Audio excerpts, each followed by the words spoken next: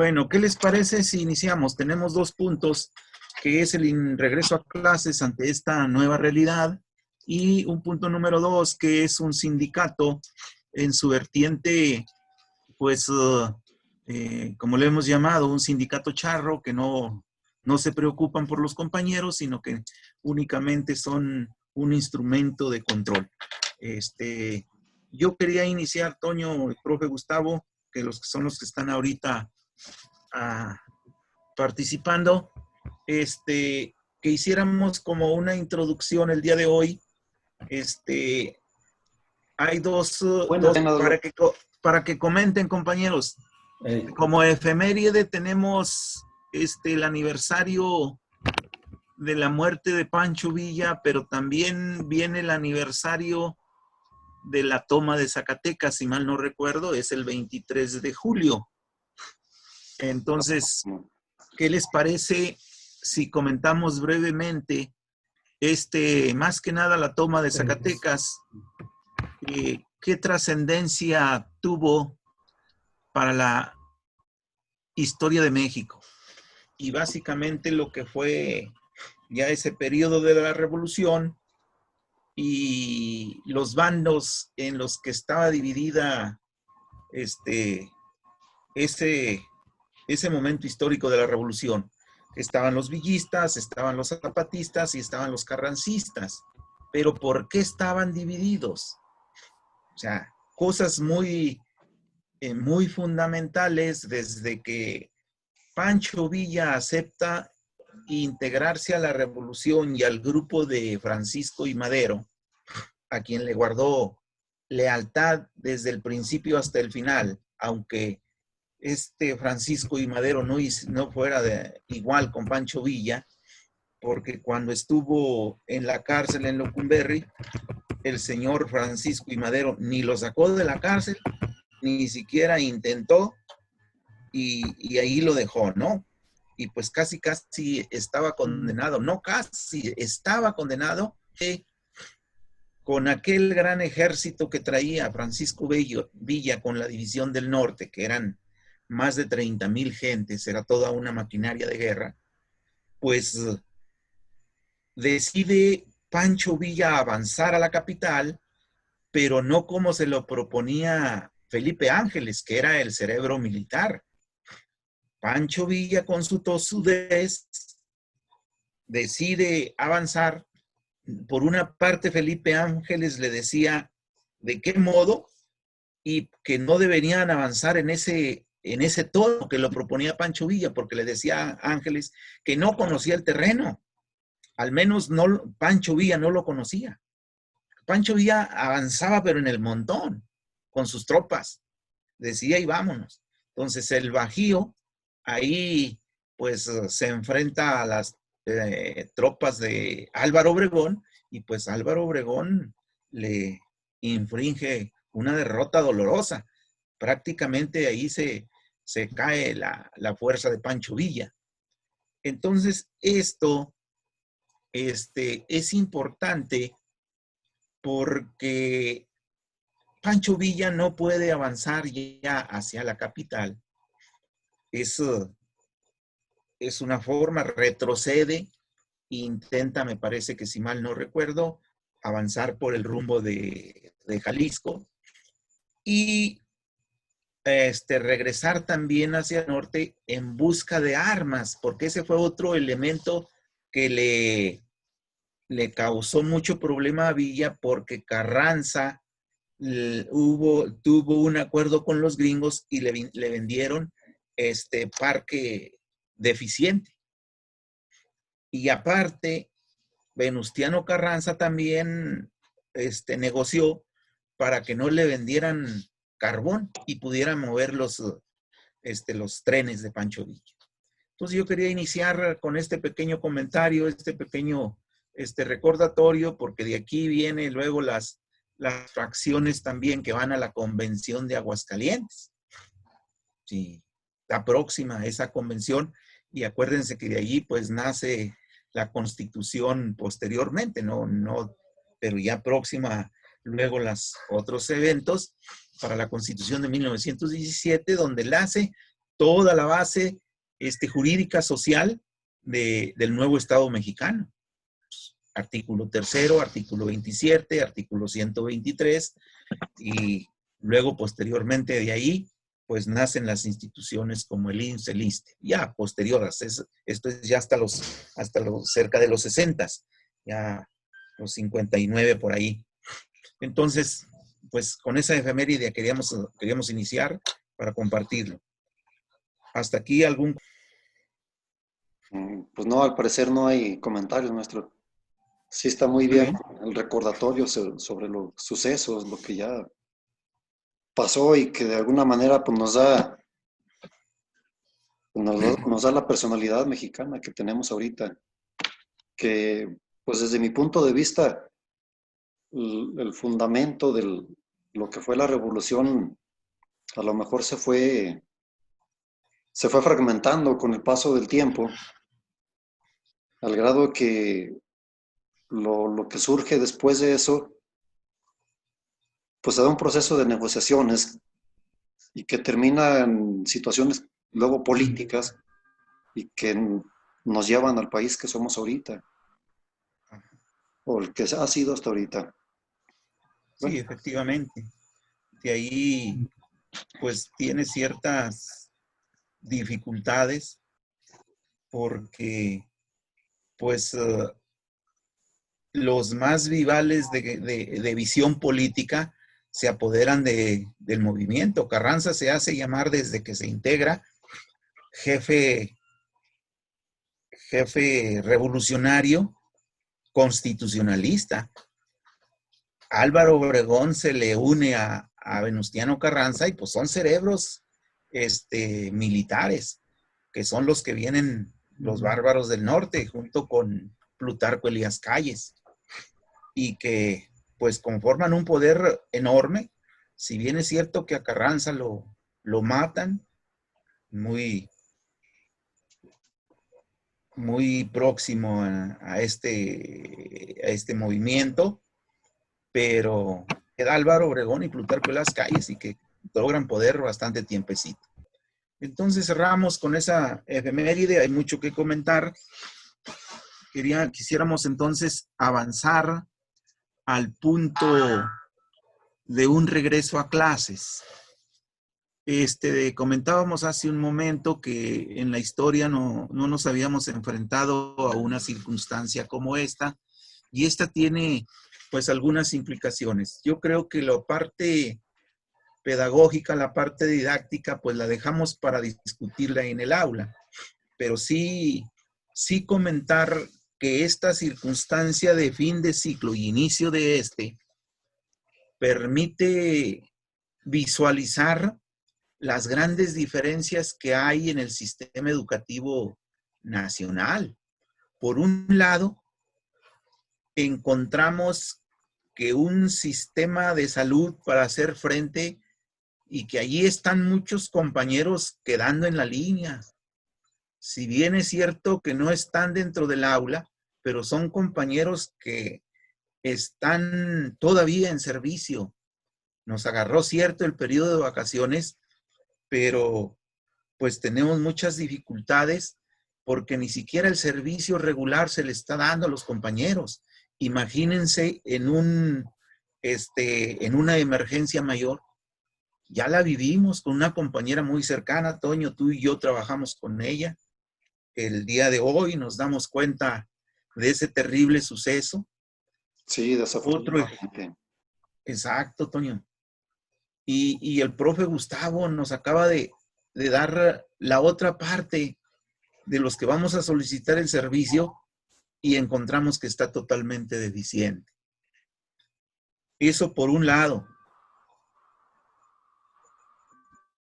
que está desmantelado, diferencia, siendo de dentro y de fuera, pero que si nosotros no nos decidimos a participar, pues ¿cómo vamos a solucionar las cosas? No podemos incidir de otra manera.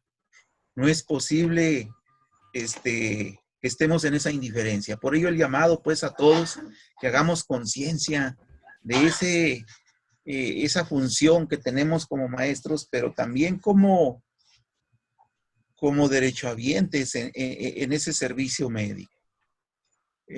Eso por un lado.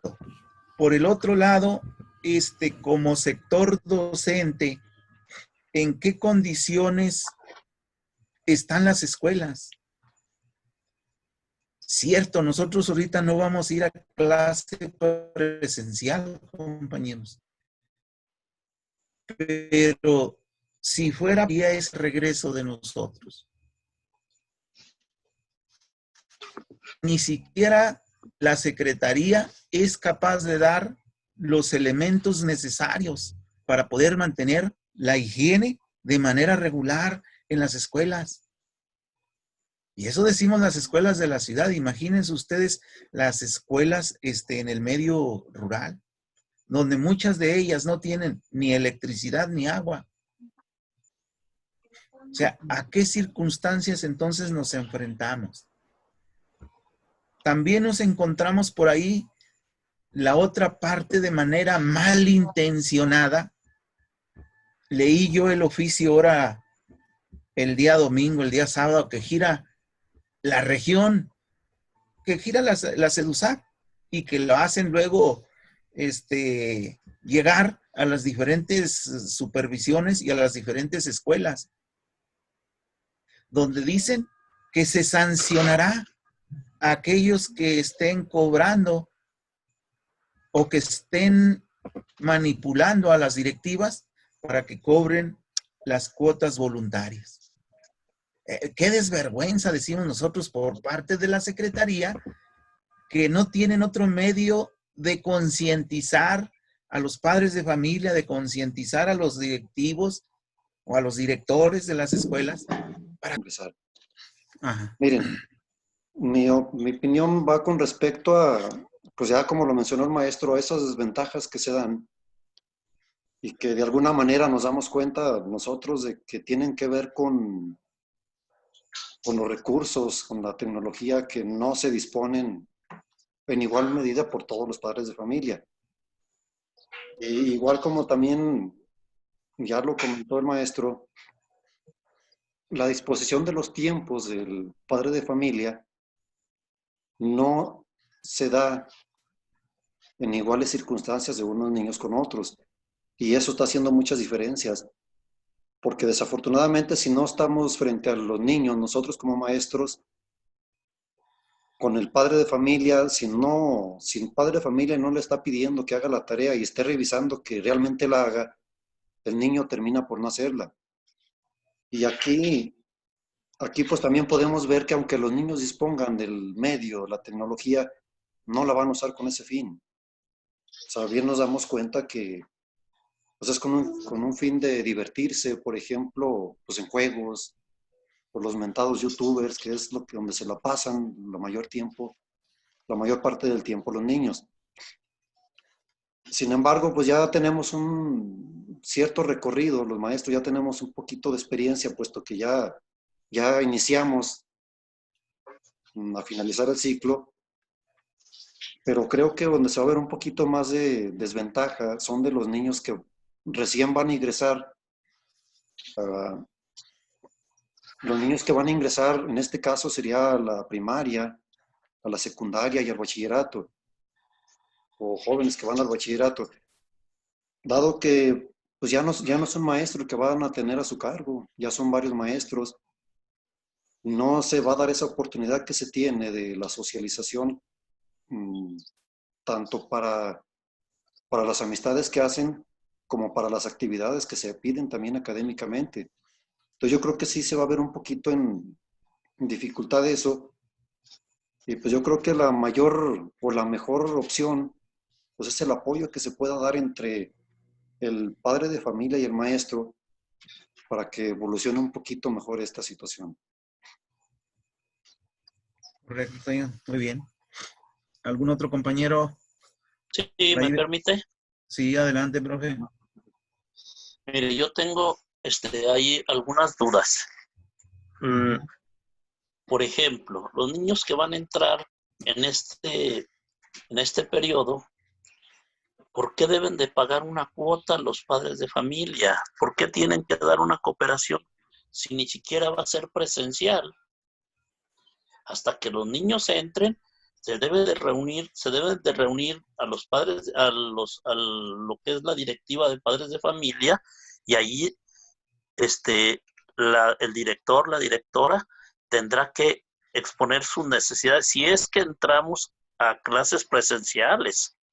Allí es donde tiene que dar su plan de trabajo y qué es lo que ella necesita o él qué es lo que necesita. Y en base a eso se pone la cuota que se da como cooperación voluntaria. Y tampoco se le debe exigir a ningún padre de familia el que pague, porque eso lo puede hacer en dinero o también en servicio. Entonces, yo digo que me estaba dando cuenta, una maestra me dijo que ya ahí con nosotros, la directora, ya andaba viendo cuánto va a cobrar la directora, qué tiene que meterse en eso. Yo digo que hasta el regreso, si es que estamos en presencial, porque si es virtual, no deben de cobrarle ni un quinto al niño. La escuela no lo está recibiendo para que gaste dinero. Entonces, yo creo muchas sociedades de padres de familia van a estar en ese tenor y que vayan a depositar para que el niño ya esté debidamente inscrito. Yo pienso que sí debemos de ver bien eso. Digo, para mí es una duda, no sé si se vaya a hacer así, pero yo no estaría de acuerdo en que el padre de familia vaya a cooperar si las clases no son presenciales. Otra cosa sobre lo que hablaba de los niños, cómo terminaron su ciclo anterior. En realidad, usted ya lo mencionó, si aquí en la ciudad hubo demasiados problemas, yo tuve una madre de familia que ni celular tenía. Ese día me dijo ella que ni televisión tenía. ¡Me voy! Ni No siquiera ahora. televisor tenía. Le tuve que llevar las hojas en físico para que me hiciera el trabajo la niña. Dije, oiga, su niña no se ha conectado. No, dijo, no, pues ¿cómo nos conectamos? Otro niño me habló como a los 20 días. Me dice, profe, ahora sí ya mi mamá ya compró un celular. ¿Cómo ves? Todavía está buscándole que comprara celular. ¿Tú crees que van a tener un televisor, una computadora? No. Porque yo les di la oportunidad que al menos hasta por WhatsApp les mandaba yo los trabajos y todo.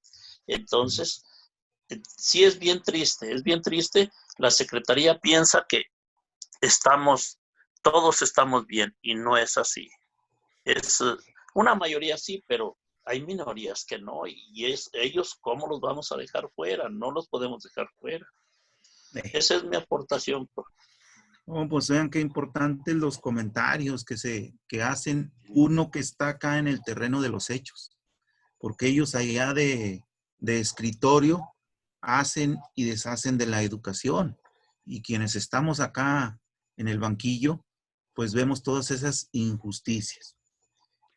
Para ir cerrando el tema, salvo algunos otros comentarios que quieran hacer, compañeros, yo le agrego a estas opiniones que la educación, pese a lo que están promoviendo el gasto excesivo del presupuesto educativo, se lo están chupando las empresas. Y todavía, por si fuera poco, el ejemplo claro que nos acaba de dar el profe, que ahí tenemos cientos de niños y de padres de familia que no tienen aparatos electrónicos, lo comentó también Toño. No tienen esos medios para poder tener esa conexión ante esta nueva realidad. Y todavía el padre anda buscando la forma de cómo cubrir los alimentos, que es lo urgente, lo necesario. Y todavía le agregamos esos gastos de aparatos electrónicos y de algunos de nosotros que le agregamos materiales para los trabajos de día a día. Entonces, es una reflexión. Invitamos a todos los compañeros para que estén valorando estas situaciones y valoremos lo que acaba de decir el profe Gustavo también. No tienen por qué pagar los padres de familia ninguna cuota porque ahorita no hay clases presenciales. Es decir, no se va a utilizar el edificio escolar. Entonces, para que los directivas, los padres de familia, pues consideren eso. Una vez que se vaya a regresar de manera presencial, cuando las condiciones así lo digan, pues entonces discutir esas partes. Y la otra, compañeros, es cómo está en dilema la figura docente en esta nueva realidad. Porque nos están diciendo, el secretario de Educación llegó como que a un exceso verbal de decir que los logros en aprendizaje pues fueron enormes. Sí. Y que la metodología que se estuvo utilizando, pues fue efectiva. ¿Qué nos están diciendo, maestros? Que el docente no es muy necesario. Basta con una comunicación hacia el padre de familia y se da el hecho educativo. Vean la distorsión que se hace del hecho educativo, cuando el hecho educativo es interacción, es un aprendizaje completo. ¿Cómo vamos a enseñar al niño a respetar al otro si no convive con el otro? ¿Cómo lo enseñamos a asumir responsabilidades sociales si no está conviviendo con sus semejantes o con los vecinos? ¿Cómo lo enseñamos a tomar decisiones? Entonces, es una circunstancia que aparentemente no es agresiva, pero es agresiva para el hecho educativo, es agresiva para el maestro y es muy lesiva para los niños. De por sí los niños vienen con una formación muy individualista. Nosotros ya llevamos 2 días de capacitación. Ya se van a dar cuenta. ¿Saben cuál es el primer tema? La cuestión socioemocional. Y un segundo tema que va a versar en todo el curso es el aprendizaje cooperativo. Vean qué gran contradicción. El aprendizaje cooperativo es participación de todos. ¿Y qué ha hecho los últimos años el sistema educativo, compañeros? Individualizarlo, denostar al maestro. Se conectan. No, eso que decía Pacheco sobre que el Moctezuma habla de que el profesor no es indispensable. No, yo digo que sí, porque así hasta en lo virtual. Yo, por ejemplo, me faltaban como unos 40 niños de que no se me habían conectado para nada. Según ellos tenían problemas para conectarse. Al último, por puro WhatsApp lo hicimos. Fíjese, pero tuve que conseguir teléfonos, estar haciendo llamadas. No, fue una situación muy, muy desgastante. Pero sí, bueno, yo quería que no quedara. En eso hasta le echábamos ganas también. Entonces el profesor sigue siendo una pieza clave, aunque estemos en forma virtual. Sí, es lo que, por lo que yo quería que continuara esto, puesto que yo también considero lo mismo, profe. Y lo comenté hace rato, lo comenté hace un momento, no sé si se acuerde, diciendo que si el niño, el jovencito o la persona dispone del aparato, no le da fines educativos, no lo usa para ese fin. Sí. Y seamos conscientes de que lo que generalmente se busca son los juegos. O es el juego, o es algún programilla que pasan de los youtubers mentados del YouTube, y ahí les absorbe el tiempo. Entonces, ¿qué papel juega el maestro? Pues eso es importante, es indispensable. Si como maestro no diseñamos, no mandamos actividad al padre de familia, ahí, o sea, la situación ahí se queda, profe. Algunos padres de familia, sí entiendo que andaban desesperados, puesto que no es lo mismo cuando tienes al niño enfrente y le explicas la actividad que cuando se la mandas. Pero sin embargo, yo pienso que si hubo un avance y si se logró algo, mucho tuvimos que ver los maestros que Sí, estuvimos al frente. así es. Sí, como que para que lo saquen a uno de la jugada, pues no, No, no es así. Muy Sí, hay bien. unos niños muy listos, pero listísimos sí, sí, en no, todos los aspectos, sí. sí. Y le digo, dele tecnología al niño y sí la va a usar, profe. Sí la va a usar Pero algunos en otra cosa. en otra cosa, exactamente. Y le van a encontrar las funciones antes que nosotros. Sí, no, no, Eso no, tengan por seguro. son muchos muy listos. Sí, sí. Sin Sí, embargo, o sea, el rumbo, la parte académica, no nos pueden sustituir. así es, en eso no. No, yo para poder utilizar esto, no, yo batallo mucho, nada más que mi hija y me echa la mano. Pero no, yo estoy estoy de a tiro en pañales con la tecnología. Pero bueno, pues ahí le echamos ganas. ¿No? Y pues la tecnología cada vez va avanzando más, profe. Sí, sí, O sí, sí, sea, no se para, no para. esto no para. Entonces, lo que en su momento sabíamos, que que ya sabíamos algo, pues es fácil que te empiece a rebasar, pero Sí, pues no creo, yo pienso que no nos hacemos a un lado, por el contrario, tratamos de utilizarla. Sin embargo, no va a sustituir nunca al maestro. Es, o sea, la tecnología no lo puede hacer. Muy bien. Yo creo que esa parte sintetiza este, los comentarios que hemos estado haciendo, ¿no?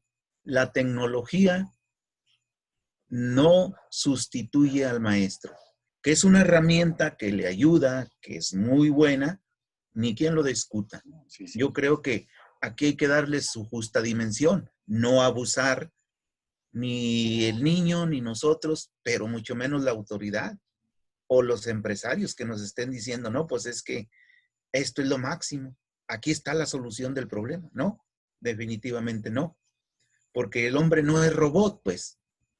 El hombre, el niño, la niña son sensibilidad, son afecto, reaccionamos a, a, a las situaciones de la vida y eso nos hace enfrentar esa realidad para transformar y manejar nuestras máquinas, pero no que las máquinas nos manejen a nosotros, a los seres humanos.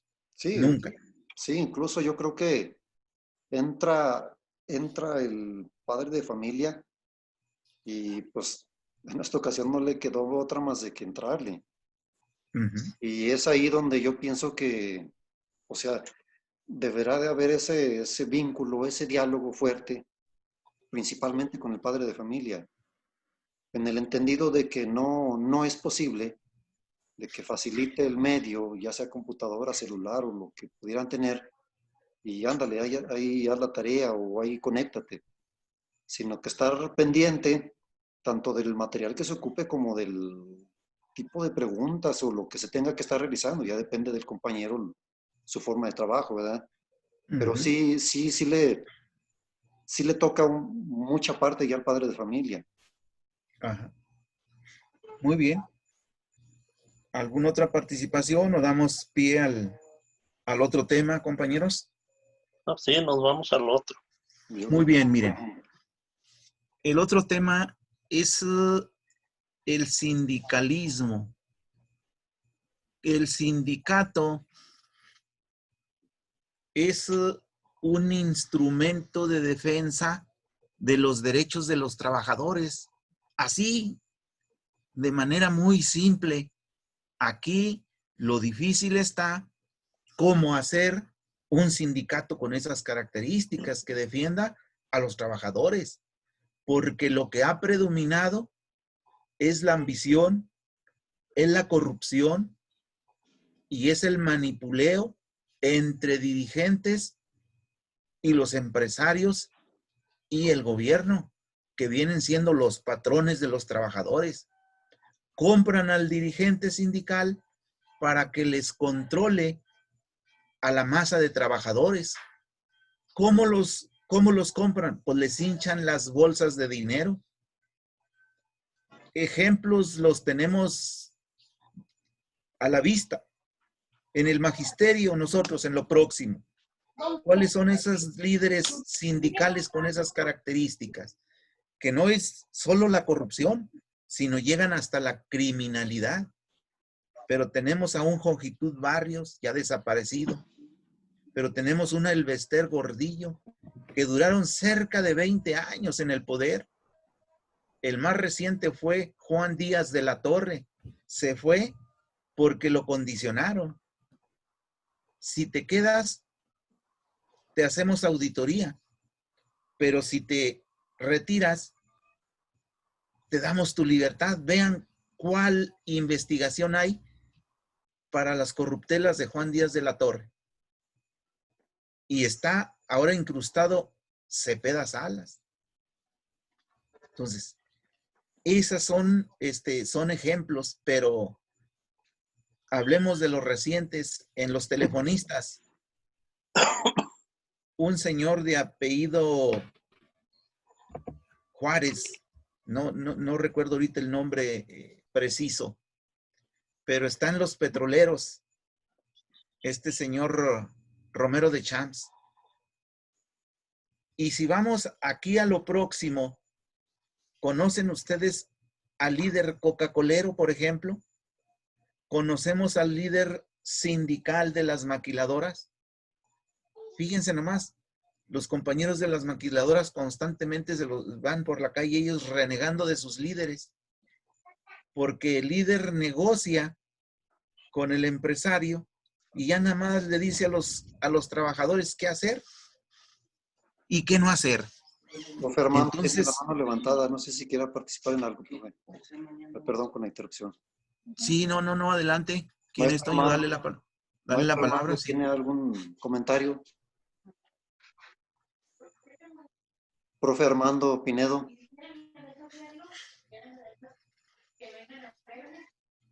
Parece que no, profe. Continúe, disculpe. Entonces, decíamos pues que esos sindicatos les llamamos blancos, esos sindicatos les llamamos charros, porque no se dedican a defender los derechos de los trabajadores. Y cuando hablamos de derechos, ¿de cuáles? Yo creo que hay derechos primeros. Lo primero es defender la plaza de trabajo. Punto número 1. Pues, si no tienes trabajo, pues, entonces, ¿cómo? Y vean ahora lo difícil que es. Hoy tenemos ataduras legales, porque una persona para ingresar al trabajo, inicias con contratos. ¿Cuántos tiempos se pasa un compañero trabajando por contratos? Y todavía, distinto al contrato, está el periodo de prueba. Esos dos momentos no le permiten al trabajador ni tener derechos, o sea, no crear antigüedad, no tener derecho a vacaciones, no tener derecho a aguinaldos, ni siquiera a un horario de trabajo. Cuando ellos determinen que te requieren, ahí va el trabajador. Entonces, esas son las cosas primeras que un sindicato, desde el momento que tiene sus agremiados, tiene el deber, la obligación de defender a sus trabajadores. Punto número 2 de la importancia, el sueldo del trabajador. Vean cómo se venden los líderes charros, los sindicatos blancos, que son algo semejante. Todavía el blanco está un poquito peor, porque el sindicato blanco, el líder puede accionar hasta que el patrón se lo permita. Háganme el bendito favor. O sea, ¿qué capacidad de gestión y de determinación tiene? En esas circunstancias está el sindicato del CENTE, último, con figuras criminales, Soraya Bañuelos, está Jerónimo Sarmiento, que fue parte de ese acto criminal de cómo conformaron el Comité Ejecutivo de la Sección 34 en el 2014, 2016. 2016, y que están terminando su periodo. Entonces, ahí tenemos esas figuras, un sindicato que no defiende los derechos de los trabajadores, que se dedica a controlarlos, se dedica a vender sus prestaciones como son plazas de trabajo, como son sus sueldos y sus prestaciones. Vean que tenemos compañeritos, compañeritas que no están creando derechos. Y todavía, por si fuera poco, la autoridad abusa porque le pone límites o condiciones a los trabajadores, como es a las compañeras, que no deben estar embarazadas. Oye, prohibirte hasta ser madre, prohibirte hasta eso. Digo, ¿en qué constitución se permiten esos atropellos? ¿En qué sociedad?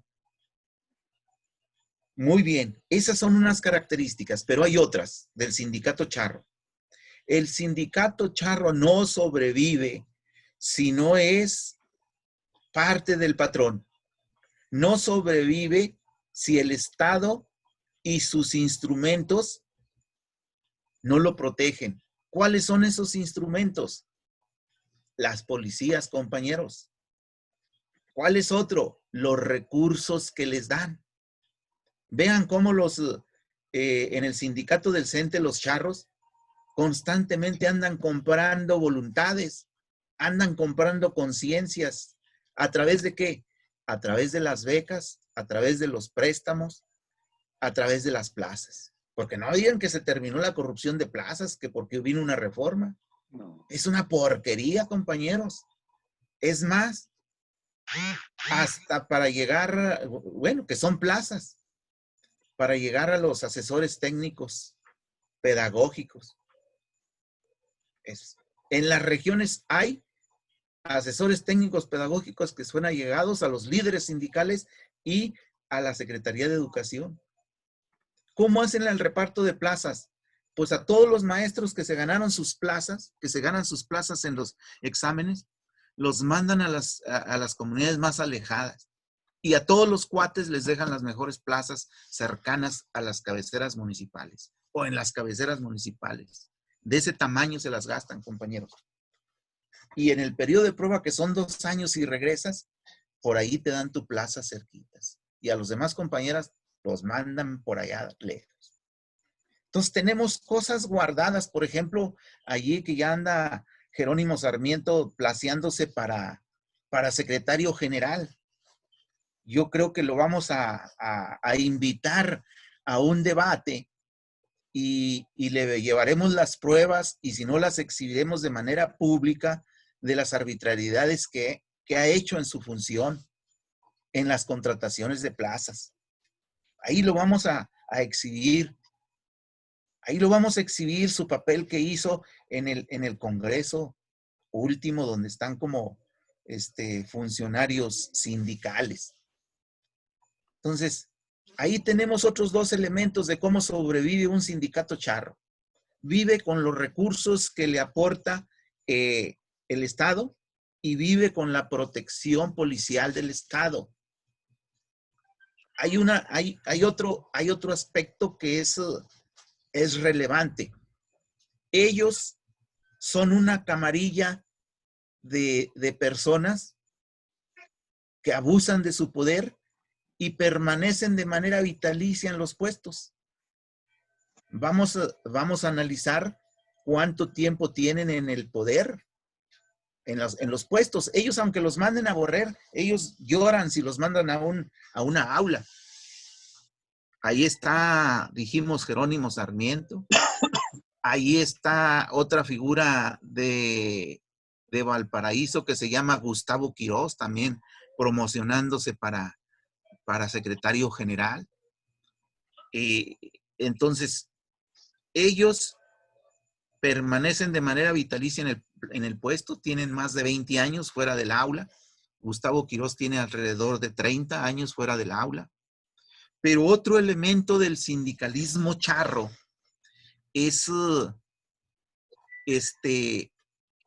la promoción que hacen o que utilizan como trampolín entre un sindicato y un partido político. Se van a los puestos de elección popular. De secretario general, por lo común, brincan a diputados. Y de diputados, algunos han llegado hasta ser senadores o presidentes municipales. Nada más vean cómo utilizan esa estructura de corrupción para beneficio de una camarilla de ladrones y criminales. Esas son las características de un sindicalismo charro. Y ahí están, pues. Aquí el último puesto que fue en esa función fue, si me ayuda por ahí el profe Gustavo, un maestro que fue regidor por parte de Nueva Alianza. El profe es de inglés. Ahora me parece que trabaja por allá en la secundaria 4. ¿Cómo se cubren con esos favores, pues? El sindicato, contrario a ello, que ahorita lo vamos a comentar, no debe ser eso. Hasta ahí le dejo en esta partecita del caracterización del sindicalismo charro. Yo di algunos elementos. Si alguien quiere participar, compañeros. Sí, bueno, ¿sí puedo? Sí, profe, adelante. Por ahí se le olvidó nuestras cuotas sindicales. ¿De dónde? De ahí agarran enormidades Comente, profe. de dinero, sí. Pues nada más es, por ahí nada más es lo que consideré Sí. yo que le faltaba. Sí. Y yo tengo una apreciación. Esto lo vi en los mineros. Hay 2 sindicatos ya, ¿verdad? En los mineros. Al parecer. Sí, profe. Porque ya vio que hasta se agarraron en días pasados a golpes ahí. ¿Por qué? Porque ya los 2 tienen toma de nota. Entonces, ¿no irá a suceder lo mismo con nosotros? En dado caso de que si se vienen las elecciones y como es voto universal y secreto, si gana uno, a lo mejor el otro queda resentido y a lo mejor no, pues yo ya me voy a mi propio sindicato, porque así yo le entendí también a López Obrador que ya cada quien iba a formar su sindicato, como que yo así lo aprecio. No, esa es mi duda también, si pueden disipármela. Si alguien quiere participar, maestros. Bueno, yo hasta donde sé, sí es posible, profe Gustavo. O sea, sí es posible ya ir formando su propio sindicato. No tengo el dato con precisión ahorita de cuántos miembros se ocupen, pero sí no se ocupa la gran cantidad. O sea, y con lo que comentaba el profe Pacheco, pues yo creo que es también cuestión de análisis y comentarios, debate incluso, en relación a formar un sindicato alterno como una de las opciones, puesto que se vive una corrupción muy fuerte, se no puede nombrar hasta saqueo por lo que se recibe. O bien, pues buscar la forma en que arriben nuevas personas. Y repito, como ya lo dije anteriormente, o sea, el hecho de que arriben nuevas personas significa buscar gente que no busque lo mismo que se tiene ahorita, entronarse ahí por estar huyendo del grupo o por pensar que es una situación muy cómoda. Para mí, un líder deberá de ser alguien que sirva a los demás. Y en este caso, si es líder sindical, el servicio tiene que ser con los trabajadores. Entonces, pues sí es un asunto que es necesario, como lo dije en el otro video, donde tenemos que participar. O sea, si somos indiferentes de alguna manera, estamos apoyando eso que existe. No hay de otra, o sea, no hay otra opción ahorita, más de que la participación. Sería cuestión también de ver el cómo, ¿verdad? Es mi parte de comentarios, maestros. Sí, gracias.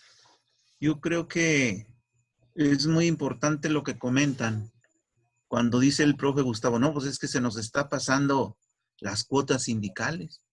Y efectivamente, fíjense cómo, aparte de el amaciato con el Estado, que le inyecta recursos, hoy precisamente, no sé si vieron una nota que subieron en las redes sociales, donde dice que de los miles de millones de pesos que le dio Peña Nieto al sindicato para promover la reforma educativa, los charros se quedaron con arriba de 400 millones de pesos.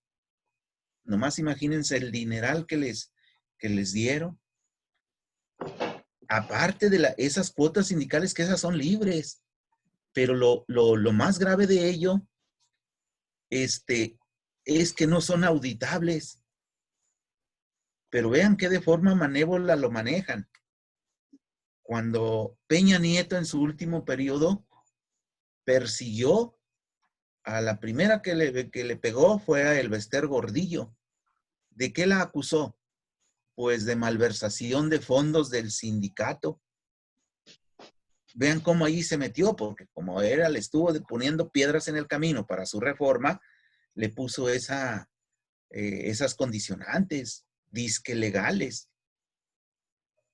Y también le hizo eso Peña Nieto al ya desaparecido compañero de la sección 22, al secretario general.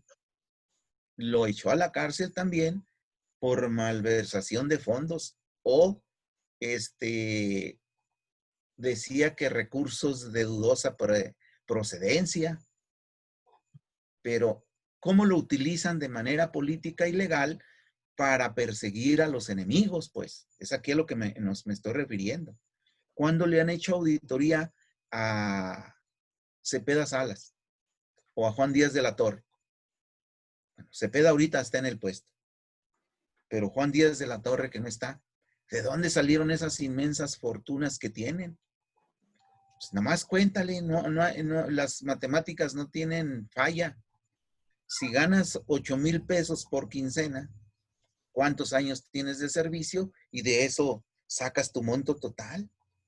Pero ahí tienes que cubrir tus gastos de vida. Y si tienes más, ¿de dónde lo agarraste? Herencias, luego salen con sus herencias de los abuelos. Qué casualidad que esas herencias crecieron cuando empezaron a ser funcionarios sindicales. Entonces es una cosa también muy, muy cierta lo que dice el profe y que decimos los charros lo utilizan para comprar voluntades y conciencias. Entonces, pues, esa parte. Si tiene alguna participación, compañero Jorge. Alberto. Alberto, ¿dónde está? ¿Sí está conectado? Sí, está Alberto, Bueno, aquí Armando. estoy. Profe Armando. A sus órdenes, ¿qué pasó? ¿Algún comentario? No, yo nada más dos afirmaciones ahí. En cuestión de que los charros, pues, son mezquinos y se la saben acomodar con la gente. De hecho, algunas tretas o algunas dádivas que dan ellos, pues es para tener a la gente controlada. En cuestión ahorita de las plazas, pues sí debemos de darle una buena reconocida a Jerónimo. Exacto. Más porque es de aquí de la región Fresnillo. Y también sacarle sus trapitos a él y a los que se tenga ahí en la mano. Y en cuestión de la afirmación regresando, nada más me voy a regresar poquito, en cuestión de la situación que viven los padres de familia. Yo creo que en cuestiones de ahorita no hay condiciones de de las cuotas, de inscripción.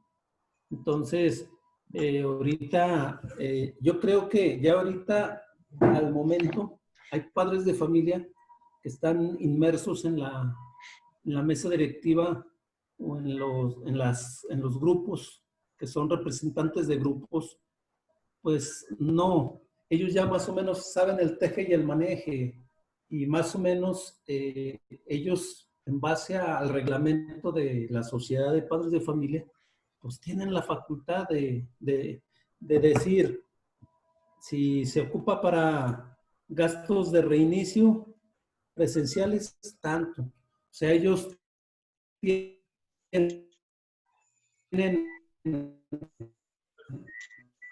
tienen voz y mando. En ese gusto reincorporarme a la divulgación. Estuve un poco desconectado, pero ya andamos por aquí y es un gusto saludarlos y verlos, aunque no estemos todos. Sería mi comentario nada más. Muy bien. ¿Alguien más, compañeros? Muy bien. Vamos a ir cerrando ahora con la caracterización de un sindicalismo independiente, un sindicalismo para la clase trabajadora, y partimos de cosas muy elementales. Contrario, si nosotros valoramos contrario a lo que hacen los otros sindicatos, entonces nosotros debemos combatir la corrupción, debemos combatir el abuso, debemos ser representantes de nuestros compañeros, dignos representantes. Por eso es incalificable que un democrático utilice su posición para perseguir a compañeros y no representarlo dignamente. ¿En qué sentido? Pues primero dijimos que era la plaza de los trabajadores. O sea, debemos nosotros crear un sindicato que tenga fuerza para que defienda la plaza de los trabajadores, para que defienda los salarios de los trabajadores. Primero, cuestiones generales. Entonces, debe ser una organización como está planteado desde la Coordinadora Nacional de Trabajadores de la Educación, y que el Movimiento Democrático en Zacatecas recoge esa experiencia y se acoge a esos principios de la no dependencia del gobierno. Debe ser independiente del gobierno. De tal manera que esta organización independiente de carácter sindical no debe de condicionar su existencia a los recursos que le dé el Estado, porque eso lo va a maniatar, no lo va a permitir acción, porque le va a reclamar el Estado que no le haga ruido. Entonces vean cómo es lo contrario. Pero esa organización, ¿cómo se nutre? Pues se nutre de la participación de todos los compañeros. Toño ha sido muy incisivo y es un principio elemental, la unión de los trabajadores, la lucha de los trabajadores, compañeros. Aquí no se trata de que el líder vaya a negociar con el Estado o con el patrón para la reivindicación de los derechos de los trabajadores. Entiéndase bien, el sindicato que estamos impulsando históricamente desde la existencia y más atrás de la CENTE, porque ha habido luchas magisteriales, ya tendremos la oportunidad de ello, de analizar la historia del sindicalismo en México. Ese sindicalismo se va a nutrir de todos los pensamientos, compañeros. Decíamos el otro día, si los vientos soplan hacia la democratización, hacia la independencia, ¿por qué ha de quedarse incrustado el Sindicato Nacional de Trabajadores de la Educación en los viejos esquemas? Tenemos que derribarlos. Entonces, en esa unión de trabajadores no hay tendencias religiosas, no hay color, no debe haber tendencia por partidos políticos. Como organización, deja la libertad para que cualquier compañero que quiera pertenecer al partido que quiera, lo pueda hacer. Pero como organización, no se debe vender a ningún partido político ni a ningún gobierno. Estos son pasajeros, compañeros. Y las necesidades de los trabajadores van a ser de manera permanente o estar buscando ser mejores con nuestra plaza, con nuestros sueldos y nuestras prestaciones. Por eso, el movimiento democrático y la CENTE siempre se han opuesto a esas reformas lesivas. Vean el historial de lucha que traemos, de lo más fuerte que dimos de las últimas luchas de 2013 a 2016. Fuimos perseguidos con esa reforma educativa, fuimos denostados. Entonces, a esto se debe oponer, porque ahí está la defensa. Fíjense, 3 principios que defiende o debe defender un sindicato independiente. La defensa de la educación pública, la defensa por la democratización de su organización y la democratización del país. Son 3 objetivos claros y precisos que no dejan duda a nada. Como organización debe ser independiente. No depender, ya dijimos, de recursos del Estado, ni de los partidos políticos, ni deben sumarse a un partido político. ¿Quiénes lo van a representar, compañeros? Pues la gente honesta, la gente entregada, la gente trabajadora, que está dispuesto a luchar y a trabajar por su organización. Entonces, ¿por qué debe luchar otro principio que tenemos? Fíjense. Y aquí lo mencionaba yo las otras 2 palabras la vez pasada. Adentro y hacia afuera. Maestros, el sindicato debe educar para la lucha. Debe organizar a su gente. Debe educarla políticamente. Entonces, ahí están las cuestiones fundamentales. Cohesionar a esa fuerza, hay que educarla, hay que organizarla y hay que luchar. Aquí la defensa es cuánta gente vamos a movilizar para solucionar los problemas. Para quitarnos esa idea que vamos a ir por la sección 34 y vamos a tener un sindicato burocrático para que nos resuelva los problemas. No. Ellos son los representantes, nada más. Otro principio. Los dirigentes obedecen los mandatos de las bases de los trabajadores. ¿Cómo? A través de las asambleas, la masa dice cuál es la problemática y ese es el mandato que le va a llevar a los dirigentes. Esto es lo que vas a abanderar como defensa de la masa trabajadora. Te acompañamos luego nosotros también en la lucha. Hay que negociar y traes las respuestas. Y en base a las respuestas, vemos el siguiente paso a dar. Entonces, ahí están los elementos muy, muy precisos. Debemos tener como base fundamental una lucha en contra de la corrupción. Una lucha por la democratización permanente tanto de la organización sindical como del país,